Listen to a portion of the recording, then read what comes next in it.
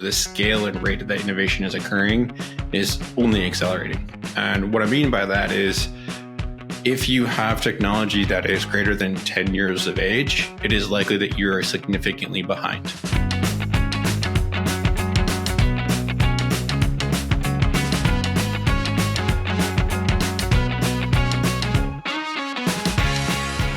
Hello. Welcome to Hired the Podcast. As always, you got Travis Miller here with you, Noah Cuff behind the scenes, and today I'm pleased to be joined by Chris Stevens. Chris, my friend, this man is a seasoned manufacturing professional specializing in operational improvement and excellence. Currently, the guy is the PMO Business Excellence Manager at Abbott. But one of the many reasons I'm excited to talk to Chris is he's the founder of the home of manufacturing and manufacturing media. His platforms are dedicated to amplifying the voices within the manufacturing industry. And he's also the host of the forthcoming podcast, Manufacturing Nation, set to debut this spring. Am I right, Chris? That is correct. If all goes well and I can get a little bit of the jitters out of the way, we'll be doing hopefully bi-weekly podcast come late spring. I'm excited to hear it. So, Chris, my first question is, it's a really interesting journey that led you here, and I'm curious about the Venn diagram of life experiences and events that brought you to Abbott and caused you to want to create something like the home of manufacturing.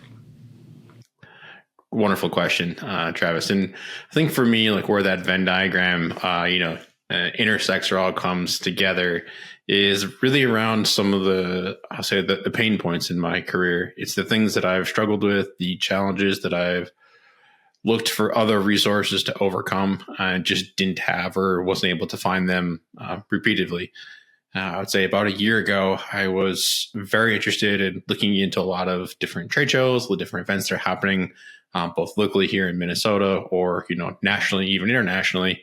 And I really couldn't find any good answer. And after complaining and telling my wife for many months on end, like, I really wish that this would exist. And like, I can't find it. Someone's got to have it. She's like, just build it yourself. And I think at that point in time, the epiphany happened of, okay, well, all right, I'm going to do this. I'm going to build it myself.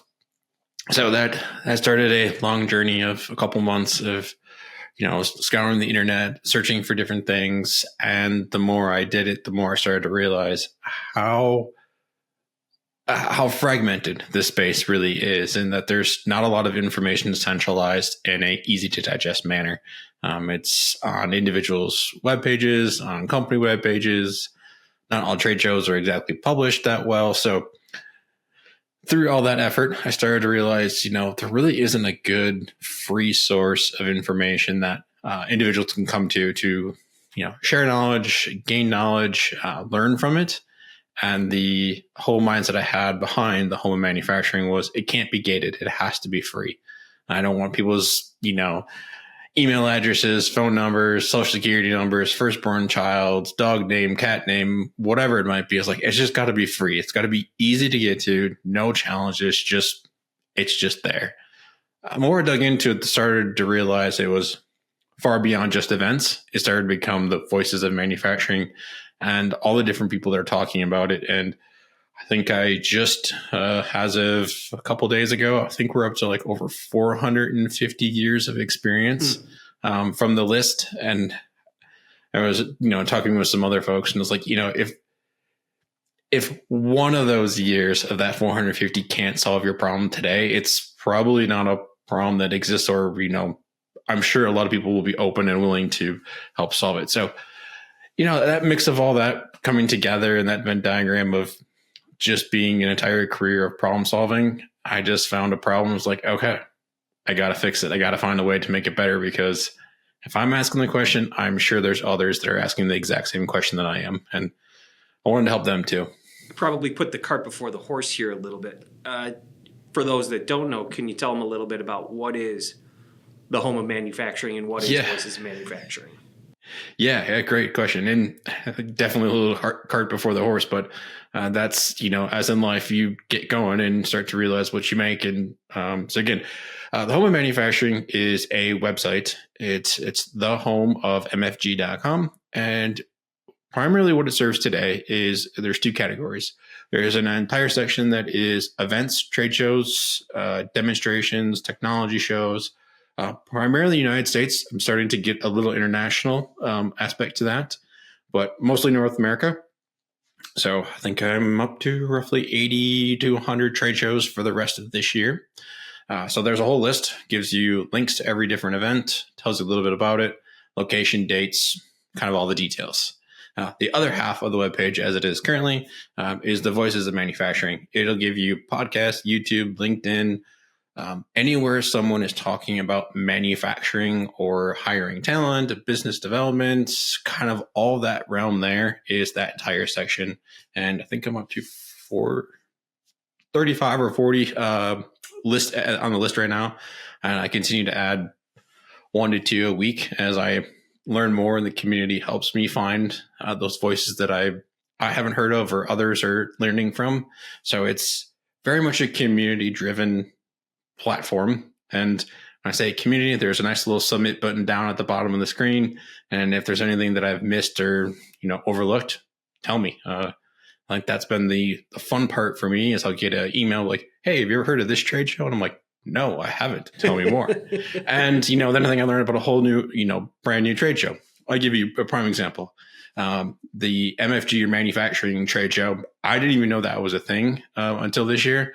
Unfortunately, the schedules didn't quite align to attend, but, I talked to some folks that learned about the show from my website, ended up going to like, this was the best trade show. We're going every year from now on. So I think a lot of that starts to happen where the community comes along and shares, and people are at least brought aware of or knowledge that it exists, and then they can go explore and learn themselves. So with all of these, you probably learned an incredible amount about the industry and about the people industry and about some of the voices in the industry over the last couple of months, because you just started this late last year, right? Yeah, it was, I would say it was very much a thought in November. And then I'm going to say pencil really started to hit the paper in December. And by January, it was an all out sprint. And then mid-January, I picked a date. It was February 5th because I liked the idea of 2/5/25. It just seemed like that was the date that jumped out at me. Like, yeah, 25/25. Yeah, beautiful. Love the numbers. Let's go with it. So yeah, it's not more than 6 months or 6 months of age. And the learning curve has been exponential, I'll say. Just trade shows, learning how to make a web page, how to do database management. It's kind of what I would say, getting fed from the fire hose, if you will. Mm-hmm. So what are you seeing out there with the amount of people that you are talking to? What are some trends you're seeing out there in the world of manufacturing right now? I think that right now the world of manufacturing is in a very unique situation. Post-COVID, there's a lot of technology shifts, a lot of advancements that are coming out of it. And, I think I should say from what I've seen or what I find to be true is that the innovation or the scale and rate of that innovation is occurring is only accelerating. And what I mean by that is if you have technology that is greater than 10 years of age, it is likely that you're significantly behind. And what I mean by that, it's not just the machine on the floor. It's not the ERP or whatever, Microsoft product you're running these days. I think it's across the board, and that goes into even the skills. What I've noticed is now I'll pick on robotics. It's just an easy example. And there's this huge fear that robots and robotics automation are coming for the workforce's jobs. And my answer is absolutely, yes, it is. But very much like, NASA days when the Apollo missions of that nature, the drafters were all super worried when the computers started coming out that their jobs would be gone. Yes, their jobs are gone. There's no more hand drafting going on today, but all of those individuals became, skilled in something else and then leveraged the computer to do more. And I think from that standpoint, if I connect all these dots together in a giant, picture, it's really starting to say is the companies manufacturing, and I think this goes outside of manufacturing, but those that are able to upskill their workforce and their individuals to do more with the same amount of time and accomplish more are those that are going to really thrive in that space. And lo and behold, I think the side effect of that has been they're so successful that they have no other option than to grow and hire more individuals. So I think that's where I see the biggest trend is this level of, we'll call it, industry 5.0, if you will. Everyone's got their own version of it. For me, I think it's going to be more focused on skill development. How do we teach people to level up or evolve their skills in a much more rapid pace than we haven't seen in the past? It's there's a lot of that going on in my industry too, in recruiting, and that conversation is revolving around artificial intelligence, and it's that AI is going to take our jobs. And how many jobs are there out there that people are worried that AI is going to take their job?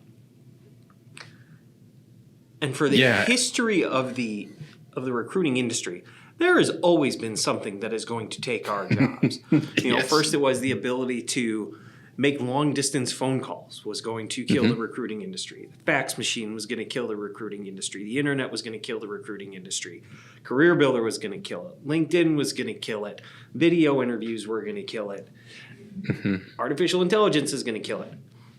None of it has killed it, but the people who refuse to learn and adapt and adopt the new technologies, they're the ones who are in danger versus the ones who are embracing it and utilizing all of the new tools and technologies to the best of their ability. What are some of the skills and knowledge that people in manufacturing can gain to stay ahead of that curve so that they do become indispensable versus the people who aren't using what things and learning what things?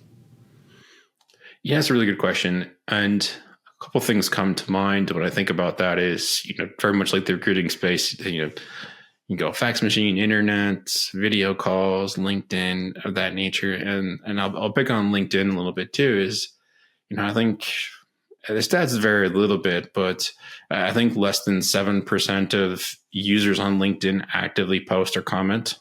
And then less than 1% of that actively post or comment more than one time in a given month, which is quite astonishing of how green that space is. And I kind of look at that and make a correlation to that in manufacturing. There's a lot of technologies that are, in my opinion, heavily underused or aren't used to their fullest potential. And those individuals that are able to kind of tap into that, find that green area, green space, and evolve in there will quickly find, severe advancements. A couple of things that come to mind, we talk about like CNC machining and CAD programming. There's a whole bunch of different solutions out there that are really kind of tweaking or coming out with an AI perspective.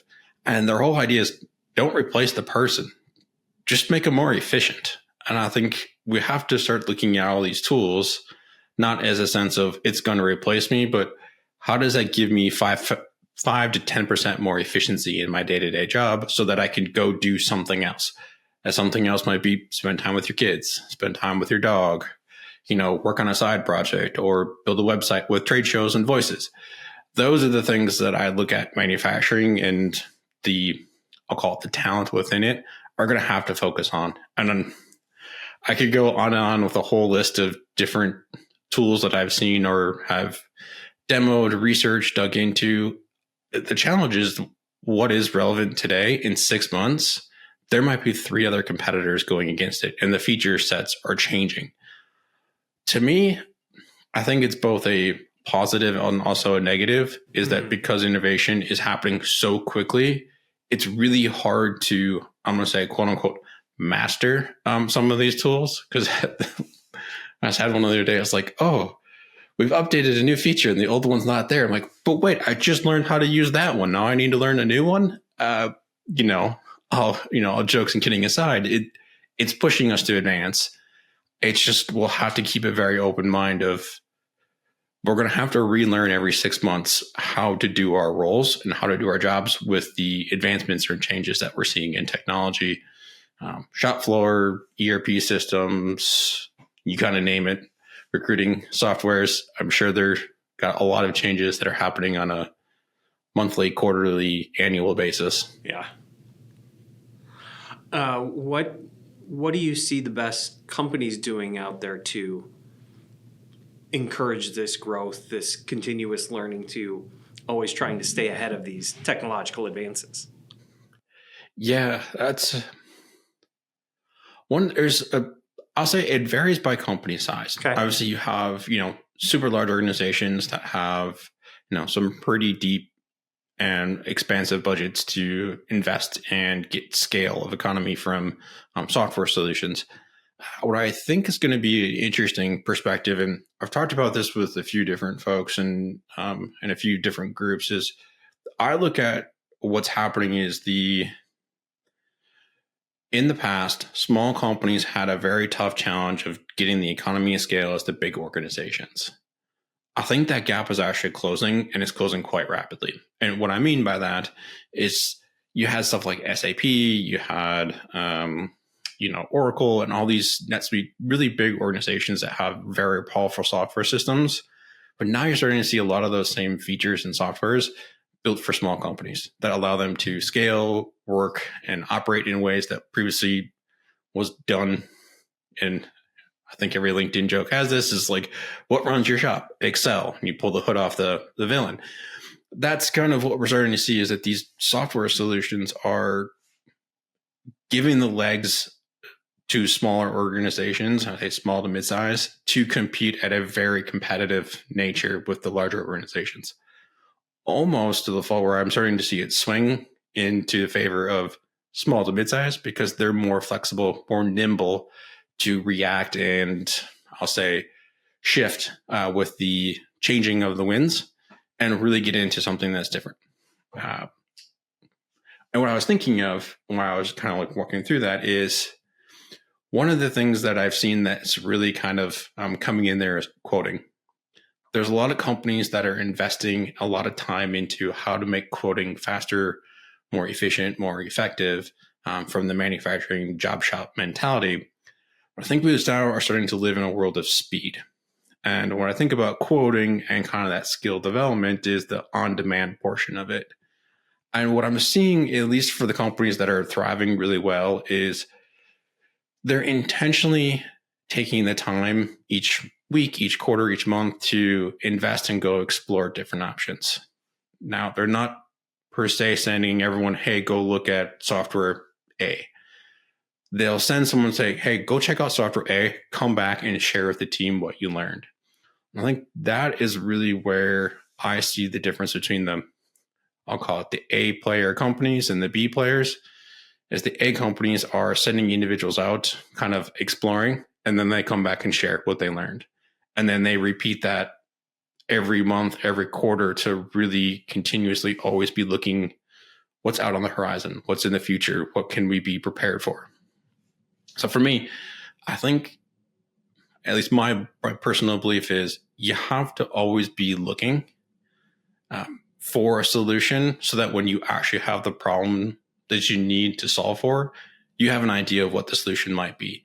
If you're waiting for the problem to arise, then finding the solution, it's probably too late and you're already behind, in my opinion. How do you avoid burdening your people out? If every month I'm sending a vanguard out to say, try this, try this, try this, try this. And you're obviously not going to adopt every piece of technology that you try. And you just mentioned earlier how I just learned this system.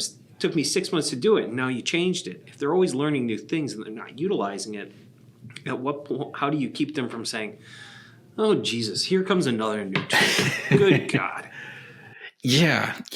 I think for me it's small bites. There's a lot of companies that are looking for the home run solution, and they're going to say, I need the one software solution, one answer that's going to solve from HR to accounting to sales, marketing, delivery, customer management, CRM systems. Like they want one answer. I don't think that's just unrealistic.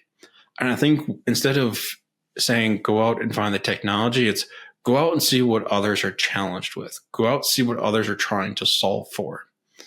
Less about the technology, because the technology will, I'll say, ebb and flow and curve with it. But I find it more interesting or more fascinating to say, like, what are the pain points that other organizations are currently having? I'll take, for example, very recent, times in the news, with tariffs with North America, between Canada, United States, and Mexico, that's a pain point. So I'm going to go to different events and ask the questions like, how is tariffs or how is this change influencing the way that you do business and the things that you operate? I think that's a huge question that a lot of people are going to start asking questions of, well, how do we adapt and I'll call it be flexible to the changing of the winds of the world and, different events that are happening, whether people are for it or against it doesn't necessarily matter. That's what is happening. So I think to your point is like burnout is go with a very specific question in mind and not try to solve for boil the ocean, if you will, because you'll absolutely get burnt out if you try to find the answer to everything rather than just, one small piece that's going to advance your organization or your area just a little bit. I think too many people try to go for the grand slam hit. And I'm like, you just need singles. That's all you need. You just need to get on base and keep doing that time and time again, and you'll stay ahead. I'm hesitant to bring this up because we're recording this in early mid-March. And if this doesn't come out for a couple of weeks, who knows what the hell the world is going to look like. But I guess my question is, in the current landscape, current climate where things are shifting and changing politically, both globally and domestically, what the hell does somebody do to plan? How do you, when you have no idea what's... Okay, so what's going to happen tomorrow? Yeah, I was kind of pissed, So last year, it felt like there was always something. People were... They weren't bidding out big projects. There wasn't a lot of capital expenditure. Hiring was kind of flat because there were all of these, wait and see excuses. Well, interest rates are still really, really high, but we think they're going to go down, but we're going to wait and see before we make any decisions. And inflation's really high, and they say they're working to bring it down, but we're going to wait and see. And then we've got an election coming in. Well, not sure who's going to be elected, so we're going to wait and see. And finally, at the end of last year, I kind of went, I really don't see any more of those wait and see excuses off on the horizon. And, well, holy shit, was I wrong. I mean, there's always something to wait and see what happens. How do companies combat that when it comes to purchasing decisions, when it comes to investments in their organization, when it comes to hiring? How do you navigate the landscape of uncertainty? Because there's always going to be uncertainty. Mm-hmm. What do you see the good companies doing? Well, what do you do? And I think you hit it on the head is uncertainty. And how I have coached in my current role and then the consulting that I've done throughout the industry, I talk a lot about uncertainty and risk. And what I have found is you have to ask the organization, what is your comfort and interest in levels of risk? There are companies that will be, hey, you know what? We're very risk adverse. We don't want to take any risk. We can't afford it. That's fine. And then there's companies like, hey, like SpaceX, let's risk it all. Let's bet the whole farm on this thing. Let's go all out. Like there's nothing stopping us. And so there's kind of a balance of, are you the high risk or the low risk individuals, organizations of that nature, and you kind of find this balance. What I have found though is the companies that do really well with uncertainty and change is they talk a lot about what I won't call it like disaster recovery, but it's the what if scenarios.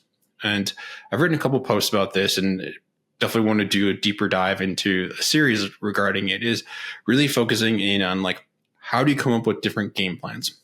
For example, now we talk a lot about, at least here in Minnesota, this week we got 8 inches of snow overnight, basically canceled school, like everything just came to a grinding halt. And we're a community that's used to getting lots of snow. It just hit us at a weird time and we weren't necessarily prepared for it.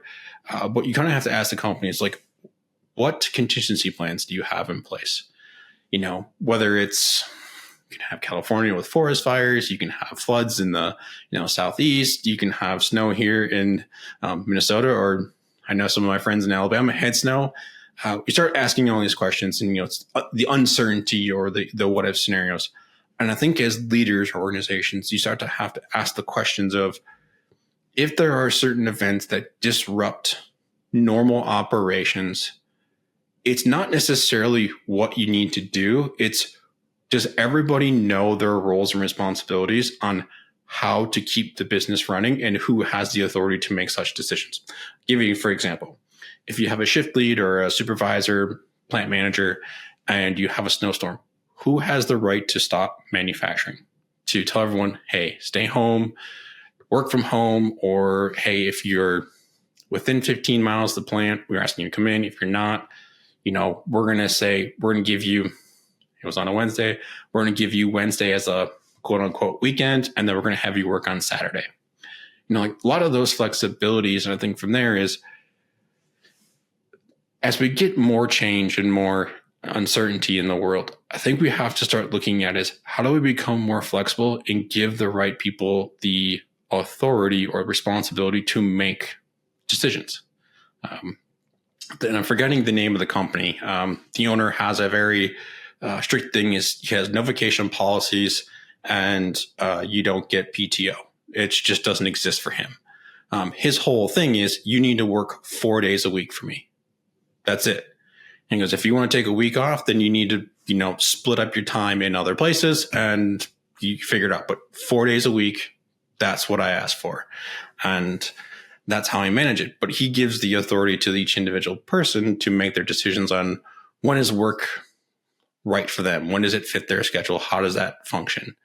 And so kind of where I'm getting to that, and the uncertainty is, I think we have to stop or ask our leadership teams and our organizations managers is to not make all the decisions, but inform those that should be making the decisions and what's the bounds or the box that they have to work with. Mm-hmm. Once everyone understands, hey, here's the levers or the space that I can work in and have the right to go in and do that, great, amazing things start to happen.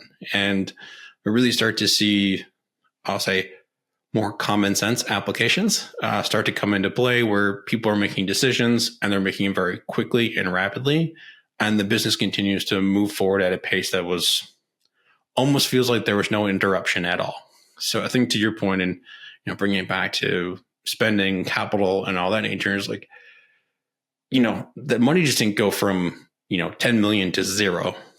Is there a 1 million option? Is there something to make it incrementally small but keep it moving forward? Can you get creative in how you're doing your financing or how you're going to do your planning?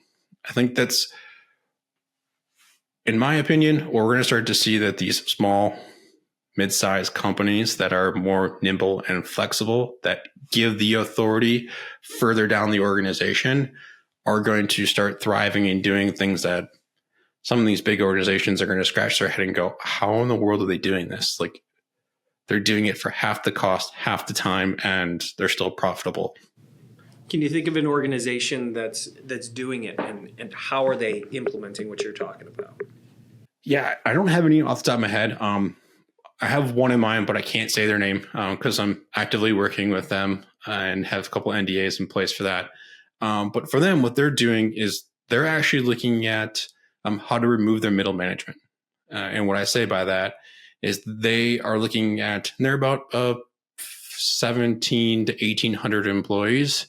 And the owner, CEO, says, I don't want more than 3 levels in the organization. And so he's trying to remove all the middle management from his organization. And he looks at it as like, not as a punishment. He goes, we don't need multiple levels for people to make decisions and escalate. And he goes, I'm going to push the responsibility further down. And he's letting his, for one example, it's a CNC area, and they're doing I think about 40, 45 machines. And one of the managers there has got the engineering, the operations. And what they do is they have a daily stand-up. Every morning they meet and they huddle around. They talk about the challenges of the day. They list them on the board. And then everyone says, what are you going to work on? And everyone picks what they want to work on and where they can contribute to the organization. And they have kind of their mission of to, bring the best quality for the best price to their customers. And everything that they work on has to tie back to that mission or vision of the company. And if it doesn't do work done. They just say, nope, it doesn't match with our mission. We're okay with that. And we'll, politely set it to the side and stay focused on what moves the company forward. So I think from the application standpoint, we have to really dig in and look at what are organizations doing to enable all levels to make decisions so that they can make a decision and move quickly in the direction that they want to. It's hiring people who believe and embody the mission and vision of the organization, and hiring those people that have the determination and the responsibility and then the freedom to do it. Exactly. And I think I'll add one important key to that is there's a lot of companies that are like, well, I need talent and, they need to have the certain skill sets. I kind of disagree to a certain extent is if you don't have that mission that people can embody and live, or the bigger calling than just a paycheck, you're not going to get that extra 5-10%, because when people are passionate about something, they work 10 times harder at it. And I'm not saying like 10 times longer, but they put in everything that they can to make it successful because they believe in it. And I think that is a challenge. And I'm sure you've seen this, with a variety of different companies, is culture is becoming a huge thing that has been just talked about for a while, but it's real now. Like if there's not something, a bigger cause or a bigger calling for the company, the younger generation they're not interested anymore. They're like, I want something that is big, it's impactful, it's doing good, and it's driving something bigger than me forward. And that gives me excitement to come to work. So tell me about your podcast. What was the impetus for you to say, you know what, I want to be on the other side of the microphone? I think a lot of it comes down to just experimentation. Much of my career and much of my life has always been about, try the uncomfortable, do it because you learn. And that's where I've learned the most, even in building the website, going on podcasts like this. You learn a lot of different things. You kind of step outside your comfort zone. So for me, I think there was, as I looked at a lot of different podcasts, and I mean, don't get me wrong, amazing content across the board. One of the areas that I felt like was kind of missing was, digging into some of the stories of like problem solving, failures, and triumph. So I'm hoping to kind of put a little bit of a twist on the podcast, more of having interviews with people that went through a very specific or niche problem that they worked on in an organization, how they approached it, what tools that they used, why they approached it that way, what were the results that they kind of got out. So if you think of it like a home makeover show, here's a not so great looking house. Multiple weeks later, here's this beautiful brand new looking house. Kind of a similar mindset from that, but really digging into a more in-depth analysis and pulling back a few layers, if you will, to figure out what was the story. What do people do? How did they do it? Give me all the details and kind of nerd out, if you will, on what they did. So who's going to be your ideal guest? Ideal guest. I think for me, the ideal guest is going to be more of your, I'll say, mid to entry level employees that are just getting started, are trying to understand what happens in the world of manufacturing and engineering. And for me, I want it to be all levels, but a little bit more of the, hey, I work on the shop floor. I deal with this type of equipment, trying to solve for this problem. What are my options? What tools do I have? So mid to entry level employees, the trades, digging into that. I really want to kind of highlight some of the cool things that are happening in that space.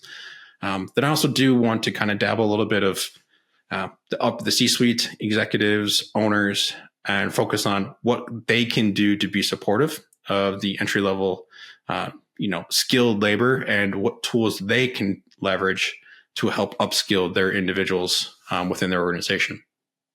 Have you talked to anybody yet? Because especially what they can do to support. I want to hear what they have to say. So I haven't talked to anyone yet. I have a very long list of people that I'm trying to get into and chat with. So we're getting there slowly and surely. As you can imagine, I'm juggling a few different things at the moment with the website and getting fed from the fire hose on that aspect and digging into it. But I've been in contact with a couple folks, got some tentative dates scheduled for, I'll call it early spring. And I'm slightly dreadfuling the whole editing process. So I'm going to have to do some quick study and learning quickly on how to do the editing. But I think that's the fun of it and I think what we kind of talked about, the first few are not going to be the greatest, but that's, you kind of have to rip the Band-Aid off and go for it. So I may interview myself for the first one just to kind of test the waters, dip my toe in and make sure that I don't make my first guest look like a total newbie and I can own the newness myself. Good luck with that. I am incredibly impressed by, the Colin Cowherds of the world that can just go up there and monologue by themselves for 50 minutes at a time and be interesting and offer insight and not ramble. I mean, I'm an inherently lazy individual, which is why I bring people on like you. I just got to ask you questions. This is a piece of cake. Yeah, it'll be a different skill set. I think I was talking to my wife about it this week, and it's like, she asked me, does it feel the same? I was like, well, I don't know. I said, I think if you have to answer the questions, that's one thing, but also to ask the question and then react to someone's question answer and, dig deeper. And do you go left? Do you go right? Do you go up, down? It's a whole different set of skills. And I think you practice what you preach. So for me, it's, finding something that's uncomfortable and then learning and studying those that are doing it today and watching different podcasts, see what they do, learn from it, see what I like, what I don't like, coming up with my own style, and we'll see what it goes from there. And then hopefully the community will tell me what they like and tell me I'm an idiot or I'm a genius or something in between. Yeah, the best laid plans. Let's see, I've got 15 questions that I plan to ask you during this, and I asked you 1, 2,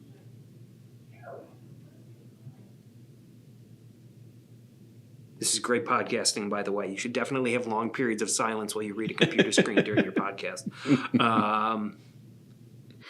That's the beauty of editing, though. I mean, that's the world we live in today. Every podcast looks so polished and every social media looks great. And all of a sudden, the little editing and... Yeah. 2 of the questions on my list got asked. 2 out of 15. It's a good record. But see, and I think this is actually an interesting, thing, and kind of tying it back into, our whole conversation is like, talk about, uncertainty and there. Like the idea of you coming up with 15 questions, so it gave you a lot to think about. And a lot of things you're like, okay, what if I go there? And then when it comes to time, you may not use it all, but guess what? You did a whole bunch of preparation work and you're confident. I think if I, tie this back in talking to the company I'm working with, I was like, the best thing that could ever happen is you come up with plans for 20 different scenarios and you never use them. Or you use one and you don't have to. Like, that's the best case scenario. The second best case scenario is one of those 20 things happen and everyone knows what to do. And then at the end of it, you're like, oh, that wasn't so bad. I was like, I always say, like, the product of the outcome is in equal proportion to the amount of effort you put in for preparation. If you prepare for it, the outcome will be really good. You don't prepare for it, probably not the best result. Well, Chris, this has been a pleasure. If people want to reach out to you what are the things that people should reach out to you about? And if they want to, how do they find you? Yeah. So to find me, I'm primarily on LinkedIn. That's the easiest place to find me. So you can find me at Chris Stevens at LinkedIn, or otherwise the Home of Manufacturing. That's the Home of MFG. That's one of our primary pages. Otherwise, our website is thehomeofmanufacturing.com. Either of those places, feel free to DM me, shoot me a message in the submit to form button. I'm very easy to get a hold of, pretty responsive unless it's on weekends. So shoot me a message there. If you want to talk about something, I'm always happy to brainstorm. If there's a voice or event or a tool that you really wish you had, let me know. I know we're starting to build out different tools and trying to create more things to share with the community. So if there's something that you need a problem solved for, let us know. We're happy to at least give you our 2 cents. And if we can answer it, we'll try to point you in a direction that someone can help you with. Chris Stevens, this has been a pleasure. Really appreciate it. As always, I'm Travis Miller. Thank you to Noah Cuff, our producer. This is Hired the Podcast. Talk to y'all again soon.